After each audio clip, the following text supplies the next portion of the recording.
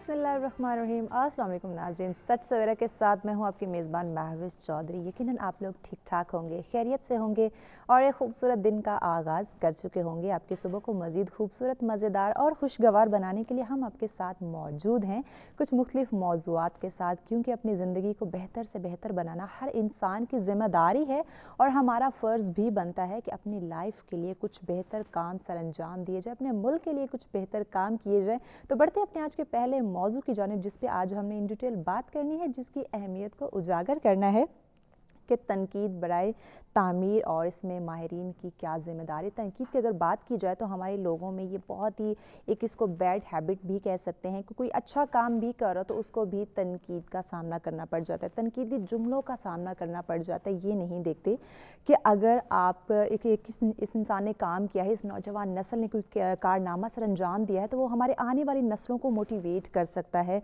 उनकी रहनुमाई कर सकता है। नहीं, हमने उसके पॉजिटिव असरात नहीं देखने, हमने उसको तनकीद का जो है वो निशाना बनाना है। तो इसमें हमारे माहिरीन की क्या ज़िम्मेदारी है, यानी कि हमारे वालिदैन की, हमारे टीचर्स की, हमारी सोसाइटी की उसमें क्या ज़िम्मेदारियां हैं, कैसे वो तनकीद बराए तामीर को फ़रोग़ दे सकते हैं, इसको प्रमोट कर सकते हैं, ताकि हमारे नौजवान नस्ल को अवेयर किया जाए कि उनकी क्या ज़िम्मेदारी है, उनको हमने किस तरह जो है प्रमोट करना है, ताकि आने वाली नस्ल भी इससे सीख सके कि हमने अच्छे काम को प्रमोट करना है, ना कि उसको नेगेटिव किसी किस्म से उसको तनकीदी जुमलों का निशाना बना के उसके जो हौसले हैं उसको बुलंद करने की बजाय उनके हौसलों को हमने गिरा देना। इस पे भी आज बात की जाएगी। आज का हमारा दूसरा मौजू होगा कि ज़हनी जिस्मानी सेहत के लिए बामकसद ज़िंदगी की क्या वैल्यू है। अगर बामकसद ज़िंदगी की बात की जाए, जब आपके पास कोई मकसद होता है, कोई गोल होता है, तो आप बहुत एक्टिव रहते हैं उस मकसद को अचीव करने के लिए, आप दिन रात एक करने की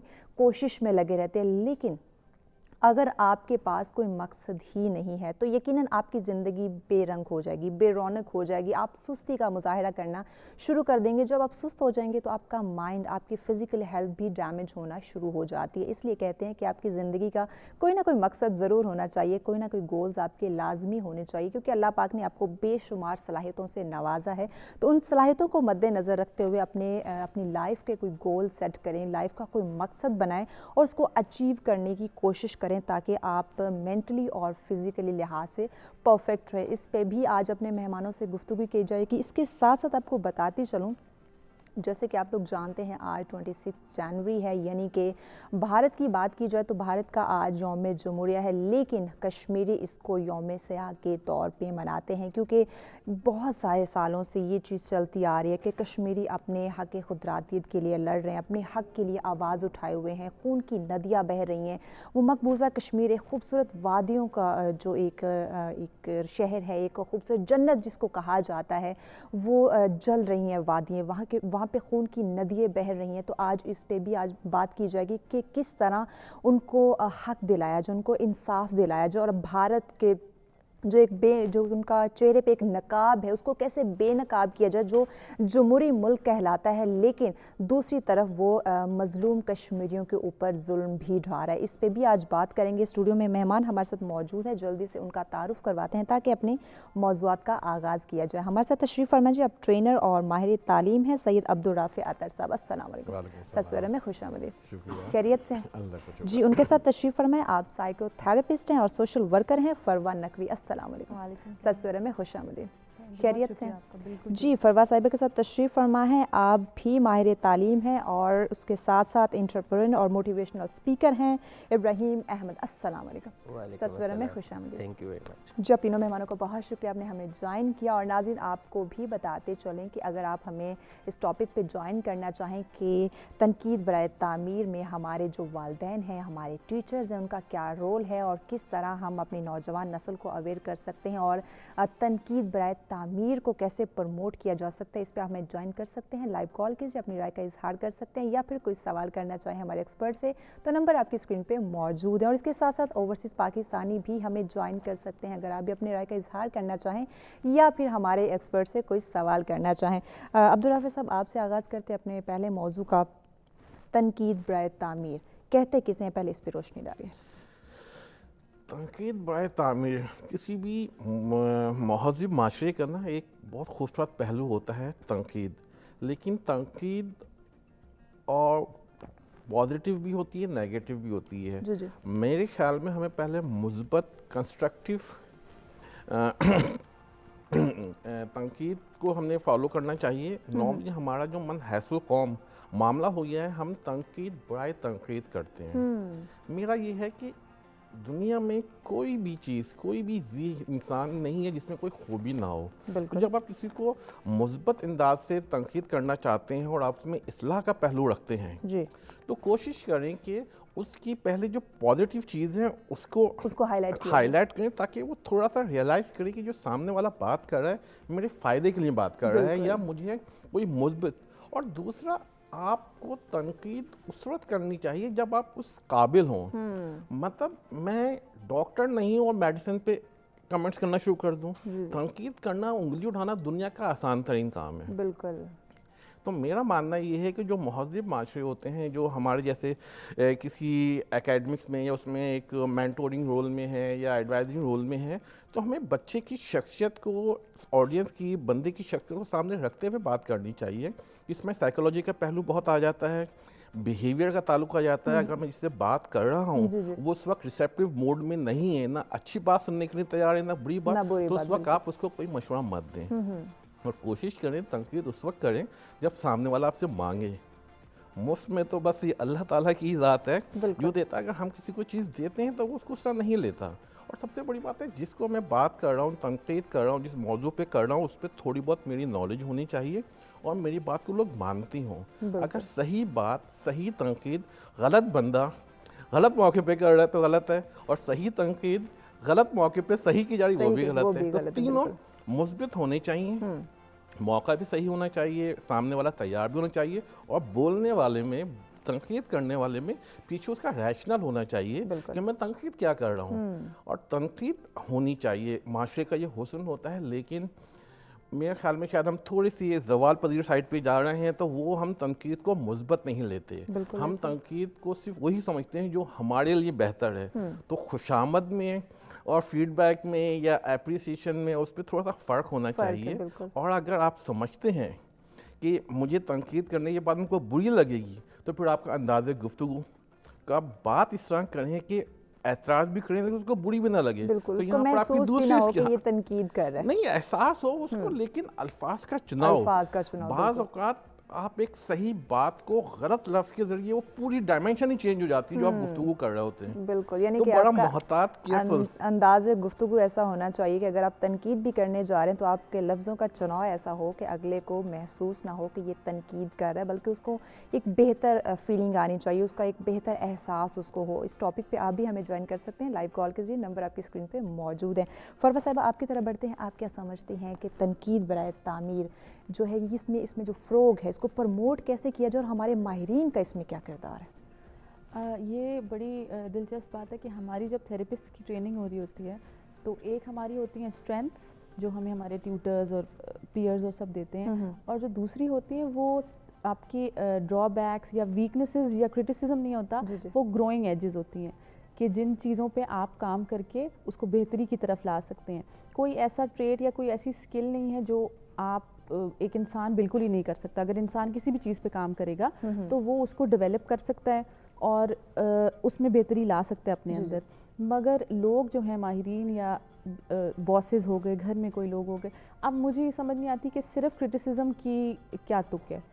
مطلب اگر آپ کو تعمیر کی طرف آپ نہیں لے کے جانا چاہتے چیز کو، کیونکہ اگر آپ تعمیری عمل میں کوئی اگر آپ کمپنی ہے، آپ کی کوئی کام ہے، کوئی فیملی میں کوئی چیز، تو اس کو کرنے کا ایک طریقہ ہے. جیسے کہ میں ان کے ساتھ ایگری کروں گی کہ آپ پہلے اسٹرینتھس بتائیے، آپ پہلے اس بارے میں بات کریں، آپ کا انداز بھی ویسا ہو، اور پھر اگلا بندہ بھی یہ سمجھے گا کہ ہاں یہ ایک چیز ہے میرے اندر، اس کو میں بہتر کر سکتا ہوں، یہ میرے فائدے کے لیے بات کی جا رہی ہے. بالکل. اور کبھی کبھی اس طرح بھی ہوتا ہے کہ ہم بات کوئی اور ہوتی ہے، غصہ کسی اور چیز پہ ہوتا ہے، اور بس وہ اس طرح سے کسی اور چیزوں کو ڈسپلیس کریں، غصہ اور چیزیں ڈسپلیس کر رہے ہوتے ہیں، خود اصلی بات کمیونیکیٹ نہیں کر سکتے تو اوپر سے جو ہے ان چیزوں کو. تو یہ سب چیزوں کی اویئرنیس بھی ہونا بہت ضروری ہے. اور لوگوں کے اندر ایک رجحان جو ہے وہ بہت زیادہ یہ ہے کہ وہ اپنے ٹریٹس، اپنے کام میں کیسے ہیں، پروفیشن، اس چیز کو وہ اپنی ذات کے ساتھ جو ہے وہ ایسوسیٹ کرتے ہیں. کہ اگر میں کہوں گی کہ آپ نے اچھی ہوسٹنگ نہیں کی یا پھر آپ نے کپڑے ایسے پہنے ہیں کچھ، تو آپ کو لگے گا کہ وہ میری ذات کے اوپر تنقید ہو رہی ہے. تو اس وجہ سے بھی ہمیں یہ چیز سوچنے کی ضرورت ہے کہ ہماری ذات مختلف ہے، اور اگر کوئی انسان مجھے ایز اے تھراپسٹ کرٹیسائز کرے گا تو وہ مجھے میرے کام کے لیے بات ہو رہی ہے، وہ یہ نہیں کہہ رہا کہ فروا ایز این انسان ہی بالکل جو ہے وہ فارغ ہے. تو اس وجہ سے یہ چیزیں بھی سوچنے کی ہمیں ضرورت ہے کافی زیادہ، اس میں سیلف ریفلیکشن بھی. اور پھر اگین اینڈ اگین میں یہیں پہ یہی بات کرتی ہوں کہ جو ایمپتھی ہم اپنے لیے فیل کرتے ہیں یا جو ہم دوسروں کے لیے، وہ ہم دوسروں کو بھی اپنے آپ کو اس جگہ پہ بھی رکھ کے دیکھیں کہ مجھے کیسا اس وقت لگے گا. کبھی کبھی لوگ کام پہ یا کہیں نئے نئے ہوتے ہیں تو اس وجہ سے وہ کافی گھبرائے ہوئے ہوتے ہیں یا کچھ اس طرح. تو اس طرح سے چھوٹی چھوٹی چیزیں اگر ہم اپنے آپ کو اس دوسرے بندے کی جگہ پہ رکھ کے دیکھیں گے تو میرے خیال سے اس چیز میں بہتری لائی جا سکتی ہے. بالکل، اگر ہم اپنے لیے کچھ برا نہیں سوچ سکتے تو ہمیں دوسروں کے لیے بھی برا نہیں کرنا چاہیے. ہر انسان زیرو سے سٹارٹ کرتا ہے تو اس کے کہیں نہ کہیں کام کے اندر کوئی نہ کوئی خامی رہ جاتی ہے، تو اس خامی کو بہت بڑھا چڑھا کے اس کے سامنے پیش نہیں کرنا چاہیے. اس سے اس کا حوصلہ جو ہے وہ ٹوٹ سکتا ہے. مزید اس کو اپریشیٹ کرنا چاہیے تاکہ وہ اپنی خامی کو دور کر سکے، نہ کہ ایسے تنقیدی الفاظ استعمال کیے جائیں کہ اگر وہ آگے بڑھنا چاہ بھی رہا ہے تو بھی وہ نہ بڑھ پائے بلکہ وہ پیچھے آنا شروع کر دے. تو کوشش کریں کہ لوگوں کے جو تنقید برائے اصلاح کی جائے، نہ کہ ان کے حوصلوں کو توڑا جائے. اس ٹاپک پہ آپ بھی ہمیں جوائن کر سکتے ہیں اپنی رائے کا اظہار کرنے کے لیے یا پھر کوئی سوال کرنے کے لیے. ہمارے ایکسپرٹ سے نمبر آپ کی اسکرین پہ موجود ہیں. ابراہیم صاحب، آپ کا کیا پوائنٹ آف ویو ہے تنقید برائے تعمیر کے حوالے سے؟ میں ان دونوں کی بات کو آگے لے کے چلوں گا، رافع صاحب کی اور فروا کی بات کو. دیکھیں، جس طرح انہوں نے کہا ہے as a nation as a ہمارا خمیر میں جو ہے وہ تنقید آ چکی ہے. بالکل. اور اس کا اگر آپ دیکھیں تو یہ آپ کو بہت بچپن سے بچوں کے ساتھ والدین کے رویے میں بھی نظر آئے گی. اگر بچہ کسی دو کاموں میں اچھا ہے اور کسی ایک کام میں اچھا نہیں ہے تو اس کو ہمیشہ وہ ایک بات سنائی جائے گی. بالکل، اس کے اچھائی کو سامنے نہیں رکھا جائے گا بلکہ جو کام نہیں کر رہا بار بار اسی کو ہائی لائٹ کیا جائے گا اور اس پہ کرٹیسائز کیا جائے گا اور اس کو بار بار کہا جائے گا اس کو بہتر کرو بہتر کرو. تو وہی بات، اب اس کو جو کہنا ہے، میں یہ نہیں کہہ رہا میں ان کے آبجیکٹیو پہ ان کی نیت پہ شک نہیں کر رہا، لیکن اس کا طریقے کو بہرحال دیکھا جا سکتا ہے. جیسا رافع صاحب نے بھی کہا کہ آپ پہلے پازیٹیو بات کرتے ہیں اور پھر اس کو سمجھاتے ہیں. اسی چیز کو اگر آپ باہر اداروں میں لے ہیں، ورک پلیسز پہ لے ہیں، یونیورسٹیز، ایجوکیشنل انسٹیٹیوٹس میں لے آئیں، پرسنل تعلق میں لے آئیں، ریلیشن شپس میں لے آئیں، کون کتنا اچھا کر رہا ہے کبھی اس کو ہائی لائٹ نہیں کیا جاتا. ہمیشہ وہ جو ایک نیگیٹو پہلو ہوگا یا 5 نیگیٹو پہلو ہوں گے، ہمیشہ ان کو ہائی لائٹ کیا جاتا ہے. اب جب میں آپ کی ساری اچھائی کو سائڈ پہ رکھ کے ہمیشہ آپ کو نیگیٹو چیز کو ہائی لائٹ کروں گا تو آپ وہ نیچرلی میرے اگینسٹ ایک اپنا گارڈز کھڑے کر لیں گے کہ آپ نے ابراہیم کی بات کو یا تو ٹرسٹ نہیں کرنا یا ان سے بات نہیں کرنی.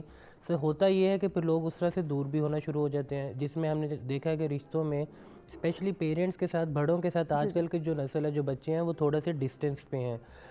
اور اس سے ہوتا ہی ہے پھر آپ کا اس پہ ویو پوائنٹ ہوتا ہے. چونکہ میں اس کی بہتری کے لیے کہہ رہی تھی، اب یہ دیکھو اس کو چونکہ سمجھ نہیں آ رہی تو اب وہ آگے سے ایسے کرتا ہے یا کرتی ہے اور یا وہ میرے سے دور ہو رہا ہے.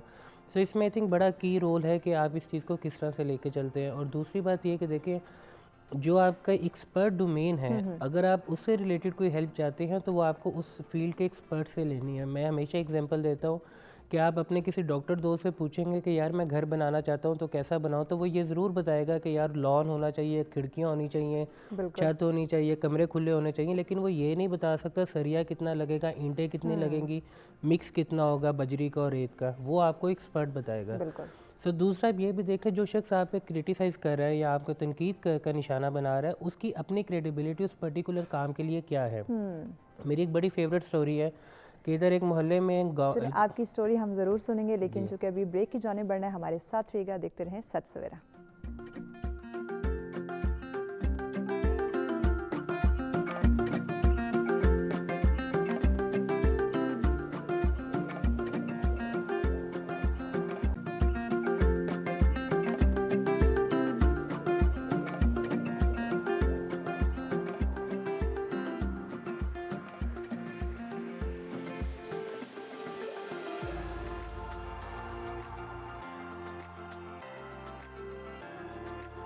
जी वेलकम बैक नाज़रीन। सच सवेरा में एक दफ़ा फिर से आपको खुशामदीद कहेंगे। अपने मेहमानों से गुफ्तगू का सिलसिला जारी है कि तनकीद बराए तामीर और इसमें हमारे माहिरीन का क्या किरदार है।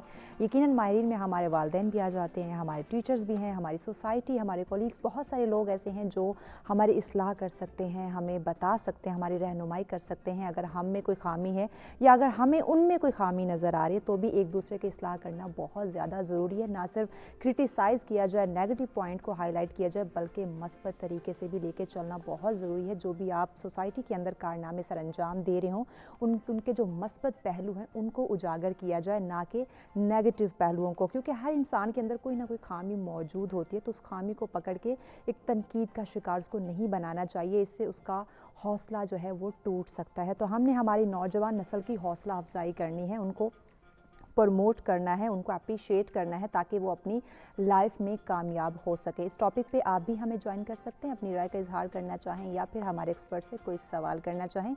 नंबर आपकी स्क्रीन पे मौजूद है। जी इब्राहिम साहब, आप अपनी बात कंटिन्यू कीजिए। Thank you. मैं ये बता रहा था कि बहुत पुरानी कहानी आई एम श्योर काफ़ी लोगों ने सुनी भी होगी कि एक शख्स जो एक मोहल्ले में चाय का स्टॉल लगाता है, जी जी। और पूरा मोहल्ला वहाँ पे मज़दूर, दुकानदार, सब लोग उससे चाय पीते हैं। लेकिन वो उसको ये पता है कि पाकिस्तान क्रिकेट टीम को कैसे खेलना चाहिए, उसको ये पता है कि मुल्क के हालात कैसे बेहतर हो सकते हैं, उसको ये पता है अमेरिका क्या क्या साजिशें कर रहा है, उसको ये पता है कि जो हालात कुदरती तौर पे जो हमारा मौसम ख़राब हो रहा है उसकी मेन वजह क्या है, उसको हर चीज़ का पता है। लेकिन उस बेचारे का एक मसला है कि वो चाय सही नहीं बना सकता। तो हमारे यहाँ बहुत से लोग आपको ऐसे नज़र आएंगे जो हमेशा दूसरों पे कमेंट करने के लिए तैयार बैठे हैं कि ये जो कर रहा है ये ऐसा नहीं वैसा है, इसको ये करना चाहिए। और ना सिर्फ मोहल्ले के लेवल पे, शहर के लेवल पे, बल्कि मुल्की सतह पे उनको हर चैलेंजेस का पता है कि इनको हल ऐसे करना है, लेकिन जो उनका अपना काम है वो उनसे ठीक नहीं होता है। इसी तरह से चूँकि हमने दूसरे टॉपिक पे भी बात करनी, तो मैं क्विकली इसको रैप अप करते हुए अपने डिस्कशन को, कि आपने जब भी किसी को क्रिटिसाइज़ करना, देखे दो पॉसिबिलिटीज़ हैं। पहला, एक चीज़ अच्छी है और एक थोड़ी सी कम अच्छी है, बुरा कुछ नहीं है। अब जो जिसको हम बुरा कहते हैं, हो सकता है उसमें अच्छाई की गुंजाइश ज़्यादा हो, किसमें अच्छाई की गुंजाइश कम हो। सो इसी तरह जब आप किसी को क्रिटिसाइज़ करें तो इंस्टेड ऑफ सेइंग कि आप क्रिटिसाइज़ या तनकीद के पहलू से उसको देखें, अगर आप उसको एक फीडबैक, एक मशवरे के तौर पे देखें, तो आप पहले उनकी उस सच्चाई को बयान करें कि तुम कितने अच्छे हो, तुमने ये किया है, तुमने, और वो जेन्युइन हो, ये नहीं कि सिर्फ उसको मेकअप कर रहे हो। जो पॉजिटिव्स हैं उस शख्सियत के बारे में, उसकी क्रेडिबिलिटी, उसके प्रोफेशनल पर्सनल स्किल्स, उसको हाईलाइट करें।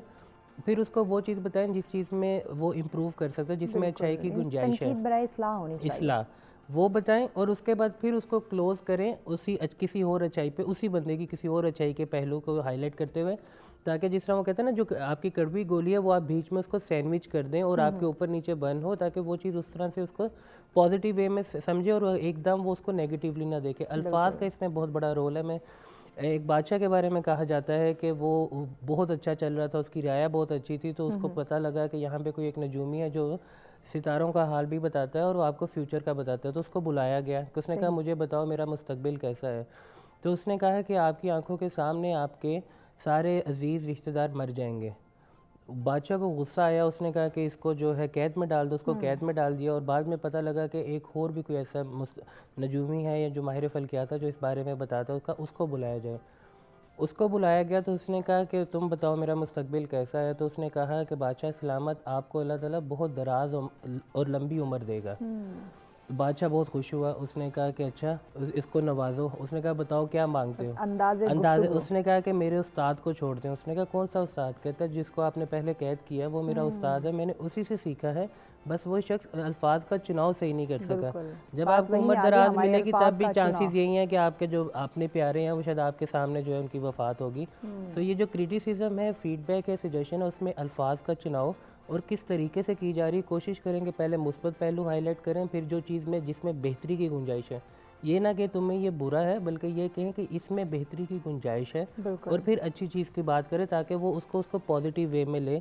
और बराए मेहरबानी अगर हर बंदा आता जाता आपको किसी ना किसी चीज़ पे क्रिटिसाइज़ कर रहा है तो उसको आपको सुनने की भी ज़रूरत नहीं है, अनटिल एंड अनलेस कि वो शख्स ऐसा है जो कि उस फील्ड से, उस काम से जो आप कर रहे हैं उससे डायरेक्टली जुड़ा हुआ है। लेकिन जो वैल्यूज़ हैं, अखलाकी इक़दार हैं हमारी, वो एक जेनेरिक चीज़ है, उस पर आपके बड़े, आपके बहन भाई, आपके रिश्तेदार ज़रूर मशवरा दे सकते हैं। तो ये भी ना समझें कि इनको क्या पता मैं ये हूँ मैं वो हूँ, तो ऐसा भी ना करें, क्योंकि जो अखलाकी इक़दार हैं वो बहरहाल हमारी मुश्तरक हैं और वो ऐसी चीज़ है जिस पे हर बंदा कमेंट कर सकता है। बिल्कुल। लेकिन काम के लिहाज से जो आप फीडबैक या सजेशंस ले रहे हैं वो कोशिश करें उस डोमेन एक्सपर्ट से और बिल्कुल उससे उसी लें। बंदे से लें कि जो जिस फील्ड में आप काम कर रहे हैं उसी का माहिर हो, उसी का उसके पास एक्सपीरियंस हो। अगर वो आपको तनकीद कर भी रहा हो तो आपने सोचना है, समझना है कि मेरे अंदर कौन सी खामी रह गई जो ये बात कर रहा है। लेकिन हर आने जाने वाले बंदे की बात आप सुन के अपने दिल पे मत लें और उस वजह से अपने काम को नुकसान ना पहुंचाए कि ये बंदा मुझे तनकीद कर रहा है तो मेरे काम में कोई खामी रहेगी। ये देखिए कि वो आपको जो तनकीद कर रहा है क्या वो उसी फील्ड से रिलेटेड है या फिर नहीं।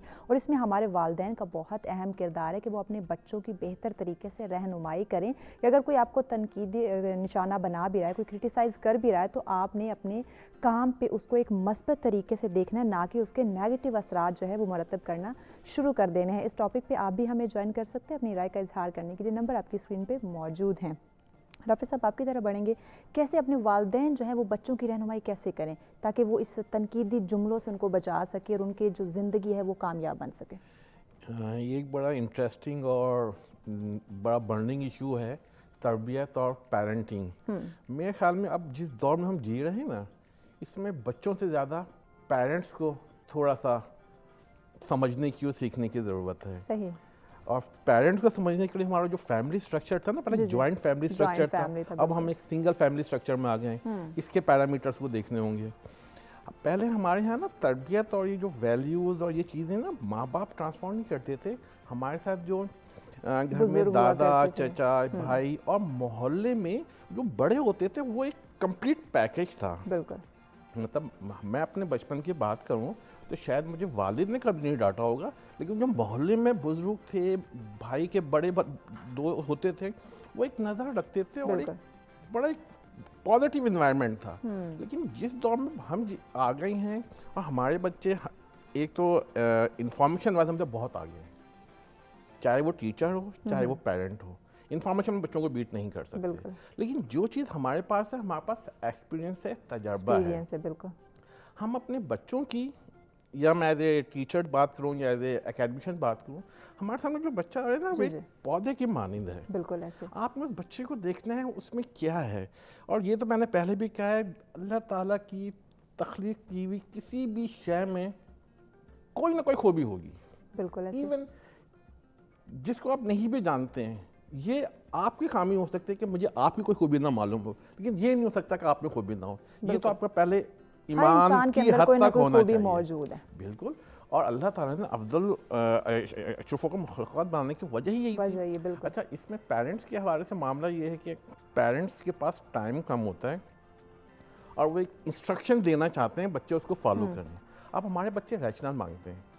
5 साल का बच्चा भी है या फर्स्ट में सेकंड में कोई चीज़ बोली जाए ना तो पूछते बाबा ये क्यों है, क्यों। बिल्कुल। हमारे वालिदैन डांट दिया करते थे क्योंकि बहुत सारे सवाल वक्त से पहले पूछे जाएं तो उनका नुकसान होता है। वक्त के साथ चीज़ें पता चलनी चाहिए। अब बच्चों को इतना वो ग्लोबलाइज हो गए, वक्त से पहले इंफॉर्मेशन पता चलना शुरू हो गई हैं। तो हमने जो एजुकेशन, जो तरबियत अपने पेरेंट्स से हासिल की थी, वो एज इट इज़ अब हम अपने बच्चों पे फॉलो नहीं कर सकते। बिल्कुल।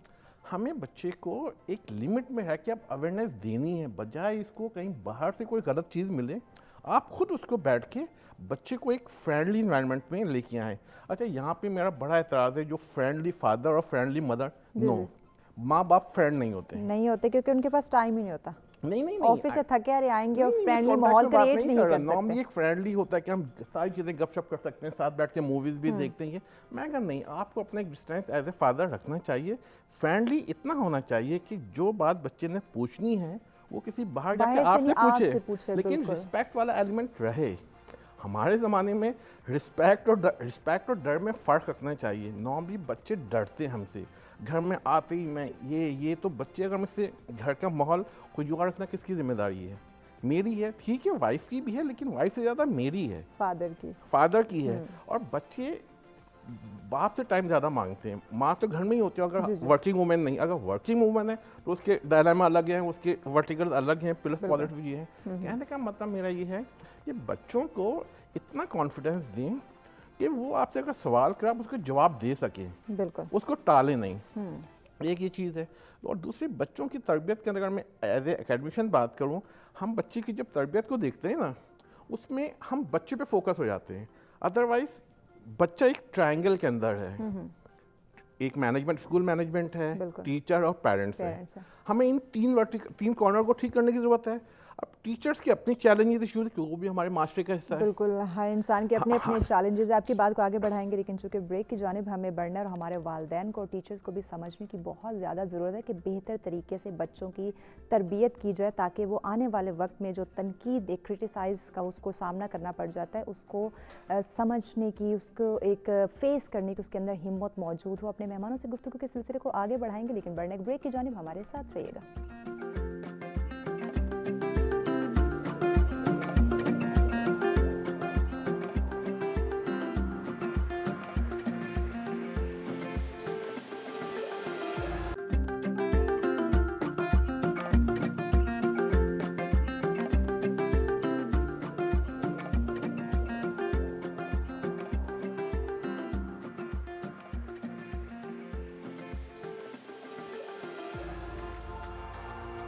جی ویلکم بیک ناظرین. سچ سورہ میں ایک دفعہ پھر سے آپ کو خوش آمدید کہیں گے. اور بریک پہ جانے سے پہلے جس موضوع پہ گفتگو کا سلسلہ جاری تھا کہ تنقید برائے تعمیر میں ہمارے ماہرین ہیں ان کا کیا کردار ہے, تو ماہرین میں ہمارے فیملی, ہمارے ٹیچرز, ہماری سوسائٹی کا بہت اہم کردار ہے, اور ان کی ذمہ داری بھی ہے کہ وہ ہماری نوجوان نسل کو اویئر کریں اور تنقید برائے اصلاح کو پرموٹ کیا جائے, نہ کہ کرٹیسائز کر کے ان کے حوصلوں کو دبا دیا جائے, ان کو اپریشیٹ نہ کیا جائے. جو وہ کام سر انجام دے رہے ہیں وہ کام کرنے کی بجائے وہ واپس بیک آنا شروع ہو جائے, یعنی کہ اپنی زندگی کو وہ کامیاب نہ بنا سکے. تو ہمارے والدین کا, سوسائٹی کا, ٹیچرز کا بہت ہی اہم رول ہے. بڑھتے اپنے آج کے دوسرے موضوع کی جانب کہ ذہنی اور جسمانی صحت کے لیے بامقصد زندگی کی کیا اہمیت ہے, اور ہماری زندگی میں کون سے گول ہونے چاہیے, زندگی کو کیسے بامقصد بنایا جا سکتا ہے. اس پہ اپنے مہمانوں سے گفتگو کے سلسلے کو آگے بڑھاتے ہیں. آپ بھی ہمیں اس ٹاپک پہ جوائن کر سکتے ہیں اپنی رائے کا اظہار کرنے کے لیے یا پھر کوئی سوال کرنے کے لیے. نمبر آپ کی اسکرین پہ موجود ہے. فروہ صاحب, آپ سے آغاز کرتے ہیں دوسرے موضوع کا, ذہنی اور جسمانی صحت کے لیے بامقصد زندگی کی اہمیت. روشنی ڈالیے گا. اچھا, یہ جو دونوں ہمارے ٹاپکس ہیں, تنقید برائے تعمیر اور یہ والا ٹاپک, ان دونوں کے لیے ایک چیز جو یہ ہے کہ جب بھی کوئی انسان اتھارٹی کی پوزیشن میں آ جاتا ہے, وہ اپنے اندر دیکھنا, اپنی طرف دیکھنا بند کر کے دوسروں ارد گرد کے لوگوں کو کمتر سمجھ کے ان کو کرنے کی, اس میں والدین بھی آ جاتے ہیں. جو اب دیکھیں, ہر انسان ایک الگ طرح سے پیدا ہوا ہے. ایک بچہ الگ ہے, دوسرا بچہ, ہر انسان کے اندر کوئی اسٹرینتھ ہے, کوئی کچھ ہے. اب محسن نقوی اتنے بڑے شاعر تھے اور خطیب تھے, تو اگر ان کو ان کے پیرنٹس لوگوں کو دیکھ کے کمپیریزن میں آ کے کہتے کہ نہیں تم کرکٹر بن جاؤ, تو اس چیز کا کیا بنتا؟ نہ وہ اچھے کرکٹر بن سکتے, اپنی زندگی میں مقصد بھی نہ ہوتا, اور پھر اس سے آپ کی مینٹل ہیلتھ بھی افیکٹ ہوتی. تو یہ چیز سمجھنے کی بہت ضرورت ہے کہ اگر آپ دیکھ رہے ہیں کہ کسی کے بچے کے اکیڈیمکس میں بڑا اچھا ہے, اس سبجیکٹ میں بہت اچھے ریزلٹس, آپ کا بچہ جو ہے وہ شاید اسپورٹس میں اچھا ہے, شاید آرٹ میں اچھا ہے, ہر چیز کی بہت میننگ ہے. تو آپ جب پوری سوسائٹی بھی ہماری یہ کرتی, میں نے ایک کتاب تھی دا آؤٹ لائرز پڑھی, اس میں وہ جتنے بھی جینیسز تھے اور جتنے بڑے بڑے برانڈ اس طرح تھے, وہ ان کی جینیس کے پیچھے کی ساری کہانی تھی. اس میں فیملی بیک گراؤنڈ, آپ کی سپورٹیو سسٹم, آپ کی وہ سب چیزیں بہت میٹر کرتی ہیں. اب جیسے ہمارا سوشل میڈیا کا دور ہے, اس پہ میں نے کالم پہ اپنے آرٹیکل بھی لکھا تھا, دا سائنس آف ٹرولنگ. اتنے زیادہ لوگ مل کے آپ ایک چیز کہتے ہیں, آپ پہلی دفعہ شیئر کہہ رہے ہیں, آپ پہلی کوئی چیز لکھ رہے ہیں, آپ کوئی ویڈیو بنا رہے ہیں, کچھ بھی, اس پہ لوگ اتنا, ہمارا ایک سوسائٹی کا بن گیا نا مذاق اڑانا, اور بس لوگوں کا مذاق اڑا کے ہم اپنے اندر سے اچھا محسوس کرتے ہیں, کیونکہ ہم اپنے لیے تو کچھ کرتے نہیں ہیں. تو اس میں اتنے لوگ اب خودکشی کی طرف, اور مینٹل ہیلتھ اتنا خراب ہو رہی ہے لوگوں کی, لوگ چھوڑ دیتے ہیں, دل ہار دیتے ہیں, کوئی کام نہیں کرتے, جس چیز کی طرف انہیں لگتا بھی ہو کہ ہماری زندگی کا یہ مقصد ہے اور ہم یہ کرنا چاہتے ہیں, لیکن اس تنقید کی وجہ سے اور اس مذاق کی وجہ سے وہ چیز لوگ چھوڑ دیتے ہیں. تو یہ چیز جو ہے ہمیں ایز اے سوسائٹی بھی دیکھنی چاہیے, اور بالکل ہر بندے کے اندر جتنی بھی جو بھی کوئی اچھی اسٹرینتھس ہیں, جو بھی کوئی چیز ہے, اس کو نکھر کے آنے دینا چاہیے. یہ چیز اپنے دھیان سے ہم سوچتے ہیں, ہمیں لگتا ہے کہ ہمیں سب پتہ ہے, ہمیں پتہ ہے اس کے لیے کیا اچھا ہے, ہمیں پتہ ہے اسے کیا کرنا چاہیے, اور ہم ان کی بھلائی کر رہے ہیں. اپنے لیے نہیں سوچیں گے, لیکن دوسروں کی لائف میں ضرور جھانک رہے ہوں گے. تو یہ تو چیز جو ہے یہ آج کل بہت ہو رہی ہے. پیرنٹس کو بھی اس چیز کو سمجھنے کی ضرورت ہے. ہم ایز اے سوسائٹی اور پیرنٹس زیادہ تر کمپیریزن میں بہت زیادہ رہتے ہیں کہ اس نے یہ کر دیا تو تم کیوں نہیں.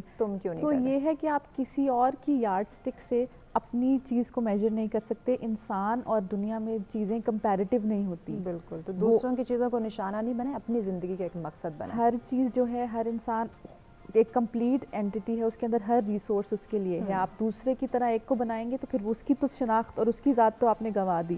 تو اسی طرح آپ کی زندگی کا مقصد بھی آئے گا, بے معنی نہیں ہوگی. اور ایک اور جو رجحان ہے سوسائٹی کا وہ یہ ہے کہ ہر وقت ہم پروڈکٹیو رہتے رہیں.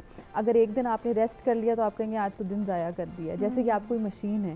تو اس طرح آپ کی مینٹل ہیلتھ جو ہے اس چیز سے, جیسے کہ میں نے پہلے بھی شروع میں بھی کہا تھا کہ ہم اپنے کام کو اپنی ذات کے ساتھ جو ہے مرج کرنے لگ پڑتے ہیں. میں ایز اے ہیومن بینگ تو پہلے ایگزسٹ کروں نا, پھر میں جو کام کرتی ہوں وہ میری زندگی کے حصے ہیں. ریلیشن شپس ہو گئیں, آپ کا کام, یہ سب آپ کی زندگی کے حصے ہیں. یہ آپ اور آپ کی پوری زندگی نہیں ہے. تو اس وجہ سے جب ہمارے اوپر یہ چیز سوار رہتی ہے کہ ہم پروڈکٹیو ہوں کام میں, یہ کام آپ کو تنقید بھی زیادہ افیکٹ کرتی ہے کیونکہ آپ نے اپنا پورے کا پورا جو آپ کی سیلف ورتھ ہے وہ اپنے کام پہ ڈال دی ہے. اگر کسی نے اس چیز کو کرٹیسائز کیا تو تب تو آپ کہیں گے بھئی اب میرے پاس باقی کیا رہا.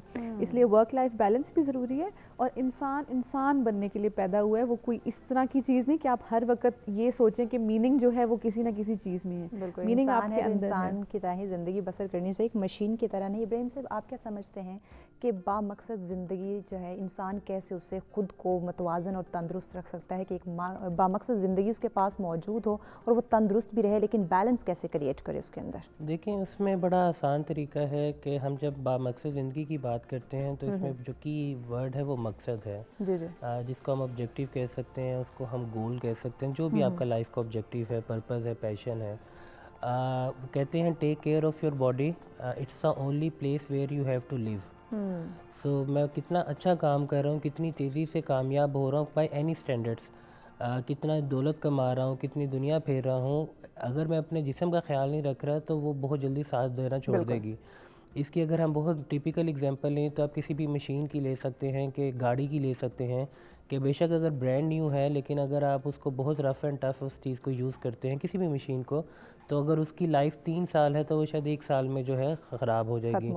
اسی طرح سے ہماری باڈی ہے اور اسی طرح سے ہماری مینٹل ویل بینگ ہے. جو آئیڈیاز جنریٹ کرنے ہوتے ہیں, جو ٹف ٹائمز آپ نے دیکھنے ہوتے ہیں, ان سے نکلنا ہوتا ہے, وہ تبھی ممکن ہے کہ اگر میری تھاٹس, میری مینٹل ویل بینگ جو ہے وہ ان پلیس ہے. اور وہ تبھی ممکن ہے کہ اگر میں اپنی ایموشنل سپورٹ اور اپنی ایموشنل ہیلتھ پلس اپنی فزیکل ہیلتھ کا دھیان رکھتا ہوں. آپ نے دیکھا ہوگا کہ جو جتنے بھی ہائی پرفارمنگ لوگ ہیں وہ کوئی نہ کوئی کسی نہ کسی طرح کی فزیکل ایکٹیویٹی ضرور کرتے ہیں, اس لیے کیونکہ, اور آئی تھنک اس میں فروا آپ کو بہتر بتا سکتے ہیں کہ جو ہمارے نیورو کیمیکلز ہمارے مائنڈ ریلیز کرتا ہے وہ ہماری باڈی کو کس طرح سے ریلیکس کرتا ہے, کام کرتا ہے, جس سے ہم وہ مینٹلی بھی فریش ہوتے ہیں. آپ نے دیکھا ہو جو لوگ جم جاتے ہیں یا کسی قسم کی فزیکل ایکٹیویٹی کرتے ہیں, رننگ کرتے ہیں, سائیکلنگ کرتے ہیں, سو وہ اس کے بعد زیادہ فریش ہوتے ہیں, اور اسی لیے وہ پریفر بھی کرتے ہیں کہ دن میں کریں تاکہ وہ صبح کریں تاکہ سارا دن اس طرح سے گزار سکیں.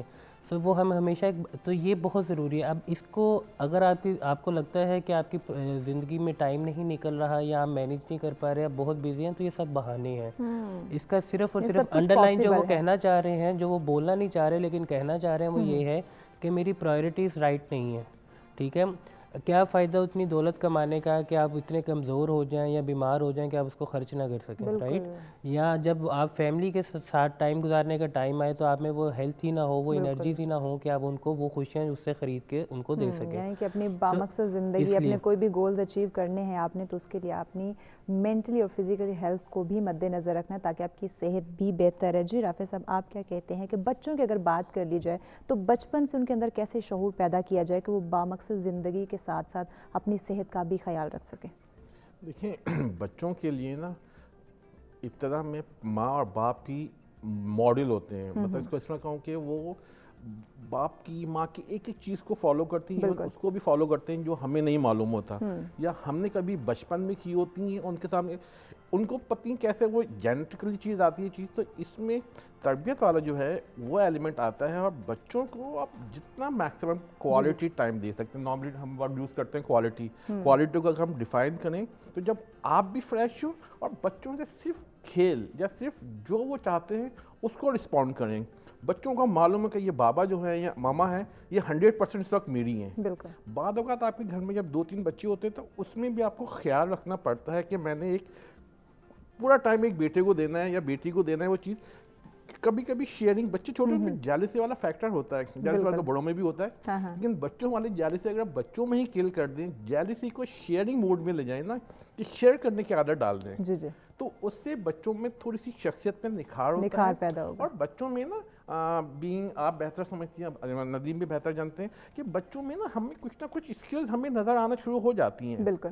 لیکن ہمارا المیہ ہوتا ہے میں ڈاکٹر نہیں بنتا, میرے بیٹے کو ڈاکٹر بننا چاہیے, یا جو میں نہیں کر پایا وہ میرا بیٹا یا بیٹی کرے گی, جو خواہشات میں پوری نہیں کر سکا وہ میں کوشش کرتا ہوں اپنے بیٹے کے روپ میں, بیٹے کے روپ میں دیکھوں, کوئی غلط نہیں ہے. لیکن اگر بیٹی اس میں نہیں ہے تو امپوز مت کریں.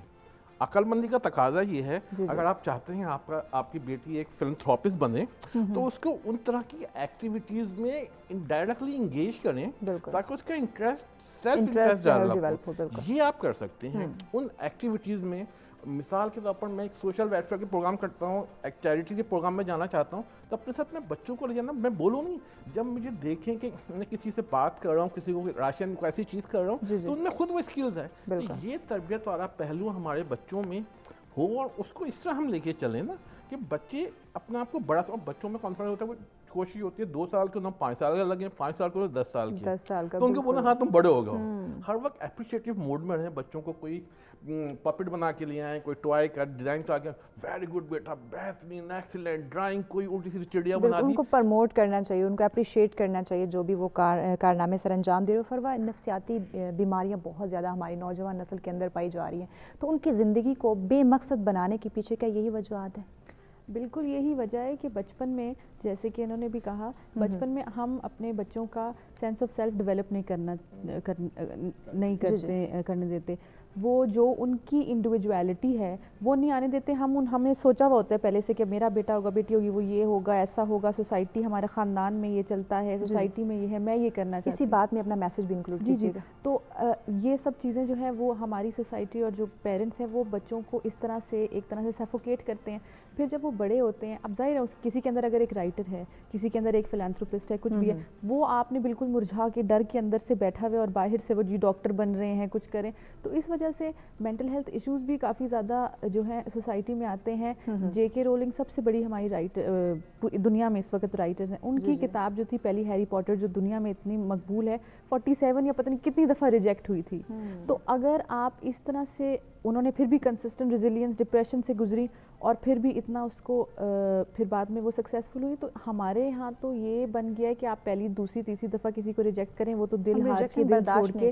ہاں, تو اس میں ایک نسخہ یہ بھی ہے کہ جیسے کہ آپ نے کہا کہ نوجوان پھر 50 ایئرز کا بھی ہو کے کوئی انسان اپنی مقصد کے بارے میں سوچ رہا ہوتا ہے کہ میں نے تو اپنی اتنی زندگی ضائع کر دی, میرا مقصد کیا ہے. تو یہ تھا. تو اس لیے آپ یہ بھی سوچ سکتے ہیں کہ میں کبھی میرے لیے یہ چیز ورک کی تھی کہ بستر مرگ پہ جب میں ہوں گی تو میں اپنی زندگی کو کیسے یاد کرنا چاہتی ہوں کہ میں نے اپنا وقت جو ہے وہ کس چیز کے لیے دیا اور کیا. اور ضروری نہیں ہے اس وقت آپ کے پاس جواب ہو, ہر چیز آپ کو پتہ نہیں ہو سکتی, آپ کو بعد میں بھی پتہ چل سکتی ہے. سو بے مقصد زندگی جو ہے وہ ہوتی ہے جو ہم کسی کے کہنے پہ اور کسی کی آنکھوں سے دیکھتے ہیں. جو ہم خود سے محسوس کریں چیز, پھر مقصد تو ہمیں اسی کا ملے گا. مقصد وہی ہوگا جو ہم خود سے ریئلائز کر رہے ہوں, فیل کر رہے ہوں کہ یہ اللہ پاک نے کوالٹیز ہمارے اندر رکھی ہیں اور یہ کام ہمیں کرنے کی ضرورت ہے. ابراہیم صاحب کیا میسج دینا چاہیں گے ہمارے ناظرین کو؟ میرا سمپل سا میسج یہ ہے کہ زندگی ایک سفر ہے, یہ کوئی ریس نہیں ہے. آپ اس میں صرف کوشش کریں. اگر آپ ایکسپریس وے پہ ہیں, آپ ایف ایکس میں جا رہے ہیں, کوئی مرسیڈیز میں جا رہا ہے, تو کوئی فرق نہیں پڑتا. اپنے اپنے ٹائم پہ آپ اپنی اپنی منزل پہ پہنچ جائیں گے. تھوڑا سا صبر رکھیں, کنسسٹنٹ رہیں, اور جو سیٹ بیکس آتے ہیں ان سے سیکھیں ضرور, لیکن اس کو حاوی نہ کریں. جو لوگوں سے آپ فیڈ بیک لے رہے ہیں, جو کمپیریزن ہے نا کہ وہ اس عمر میں یہاں تک پہنچ گیا, میں نے بھی پہنچنا ہے, جو سوشل پریشر ہے, پیرنٹس سے ریکویسٹ یہ ہے کہ اپنے بچوں پہ یہ کمپیریزن نہ کریں. فلاں کا بچہ فلاں یہاں پہ پہنچ گیا, تم کیا کر رہے ہو. کہ زندگی کو ایک سفر کی طرح گزارے, اور ہر مسافر کی طرح آپ بھی اپنی منزل پہ پہنچ جائیں گے. سوالیہ نشان تب ہے اگر آپ کو منزل کا نہیں پتہ, اور اگر منزل کا نہیں پتہ تو اس کے لیے بڑوں سے سیکھیں, انٹرنیٹ پہ دیکھیں, جو ایکسپرٹس ہیں ان سے دیکھیں. اور اس کا سب سے جو لٹمس ٹیسٹ ہے وہ یہ ہے, وہ ایسا کون سا کام ہے جو آپ شدید سردی کی رات کو اگر 2 بجے بھی کوئی فون کر کے گئے تو آپ گرم بستر سے نکل کے کر لیں گے. وہ شاید آپ کا شوق ہے, بجائے اس کے کوئی ایسا کام جو آپ کو کوئی دن میں کہ اور آپ کے اچھا یار جب ٹائم ہوگا تو کر لوں گا. تو اس طرح کے پیٹرنس کو آئیڈینٹیفائی کریں تو آپ جو ہے چانسز, اور اپنے آپ کو ٹائم دیں, صبر کریں, ہر چیز میں جلدی نہ کریں. یہ نہ سمجھیں کہ بس میں نے 6 مہینے میں یہ کر لیا, سال میں یہ کر لیا, 2 سال میں, یہ ایسا بالکل نہیں ہوتا, یہ ان نیچرل ہے. اور اگر ہو بھی گیا تو 6 لگ بھی گیا آپ کا, تو وہ چانسز ہیں کہ کولیپس بھی کر جائے گا. سو جو اپنی فاؤنڈیشن ہے اس کو اسٹرانگ رکھے اور اس میں پیشنس اینڈ پرسسٹنس از دا کی. بہت شکریہ ابراہیم صاحب. جی رافع صاحب آپ کیا میسج دینا چاہیں گے ہمارے ناظرین میں اس میں کہوں گا کہ نا پریزنٹ کو انجوائے کریں, چاہے وہ آپ کا چاہے آپ کے بچوں کا ہو. اور بچوں کو جو ایک فیز ہے بچپن, ان کو بچپن میں اگر عقل کی باتیں کرنے لگیں تو یہ بھی ایب نارمل ہے. تو بچوں کو بچپن میں رہنے دیں نا, بچوں کو جو فیزز ہیں اسی کے حساب سے لے کے چلیں اور ریس میں مت لگیں. بالکل ریس میں نہیں لگنا چاہیے. آپ تینوں مہمانوں کا بہت شکریہ, آپ نے ہمیں جوائن کیا. اور ناظرین ابھی بریک کی جانب بڑھنا ہے, بریک کے بعد ہمیں کچھ اور مہمان جوائن کریں گے, ہمارے ساتھ رہیے گا.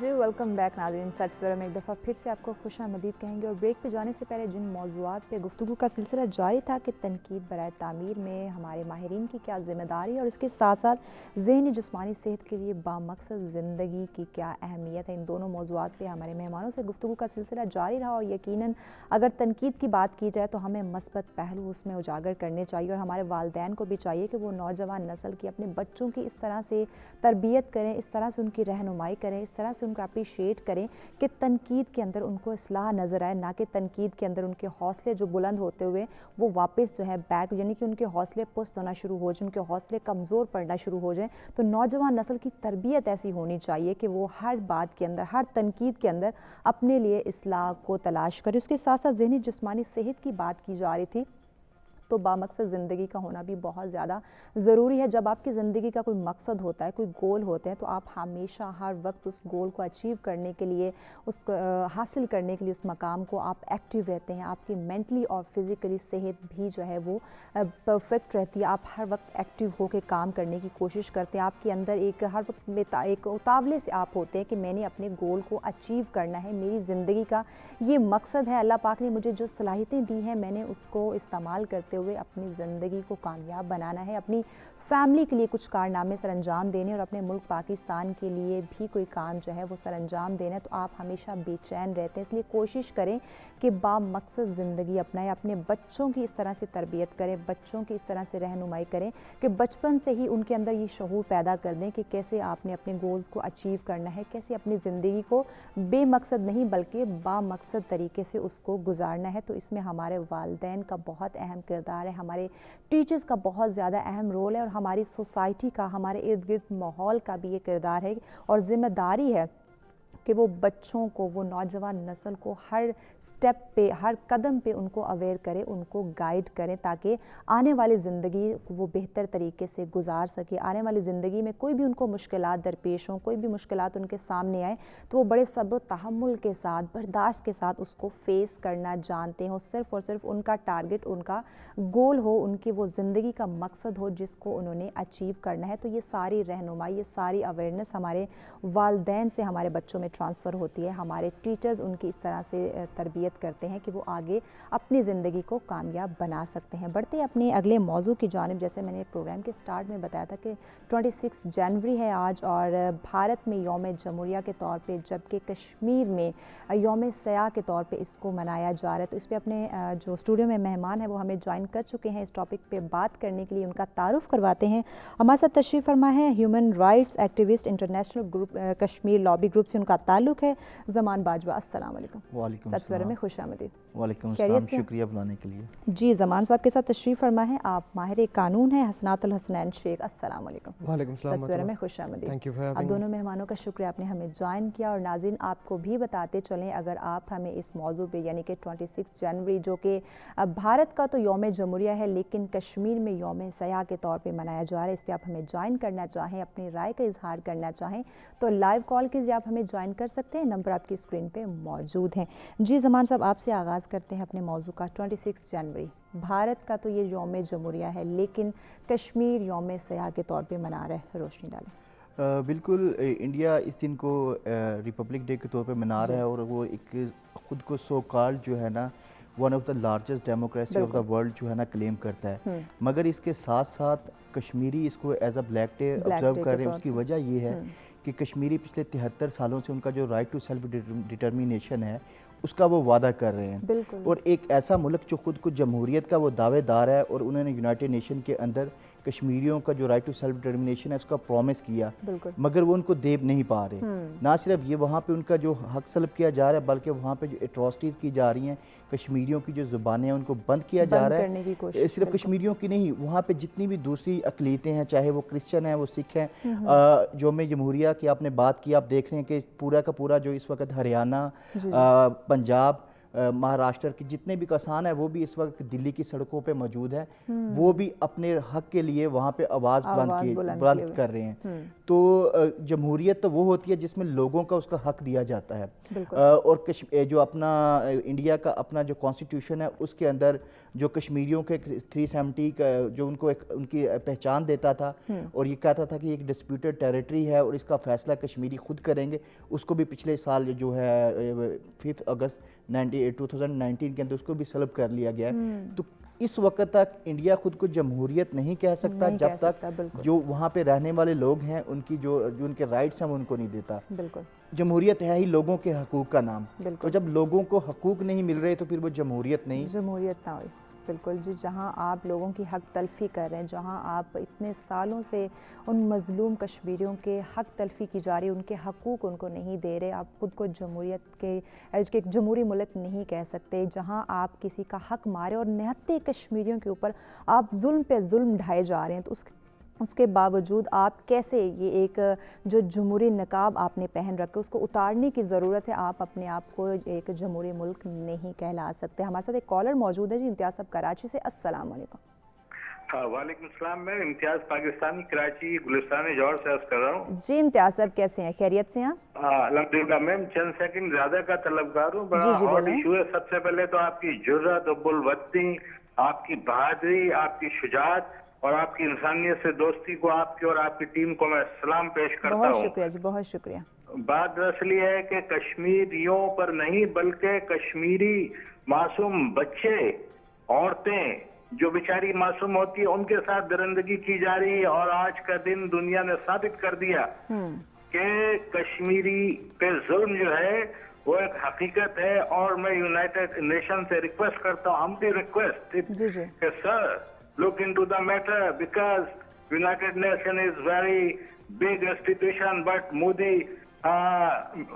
mental person ہو چکا ہے، اور مودی نے نہ صرف انسانیت کا قتل عام کیا بلکہ اپنے ہی ہم مذہب کے لوگوں کو بھی انہوں نے تہس نہس کیا ہوا۔ اور وہاں جو معاملات چل رہے ہیں، اگر مودی کا بس چلے تو نچلی ذات والے جو وہ کہتے ہیں ہمارے یہاں تو سب انسان ایک برابر ہے، ان کا وہ قتل عام کرتا پھرے، کیونکہ مودی جو تھا وہ باز آنے والا نہیں ہے۔ تو میں کہتا ہوں مودی باز آ جاؤ، اس سے پہلے کہ پوری دنیا تمہارا اشر نشر کر دے، اور دنیا نہ بھی کر سکی تو اللہ پاک تمہیں چھوڑیں گے نہیں۔ یزید، فرعون اور اس طرح کے لوگوں کا انجام ہے۔ کشمیریوں کا پیچھا چھوڑو، کشمیر انوسنٹ لوگ ہیں، معصوم لوگ ہیں۔ اور ایک چیز اور کروں گا کہ مودی کے ساتھ ساتھ تھوڑے سے ہم لوگ بھی قصوروار ہیں میم، اگر ہمارے 10-12 بھائی ہیں اور ایک بھائی کمزور ہے اور اس پہ سراسر کوئی ظلم کرتا ہے، اور ہم صرف زبانی جمع تفریق کے کچھ نہیں کرتے۔ آپ کو پتہ ہے، آپ سے چھپی ہوئی بات نہیں ہے کہ مسلمان مالی حالت میں، شجاعت میں، بہادری میں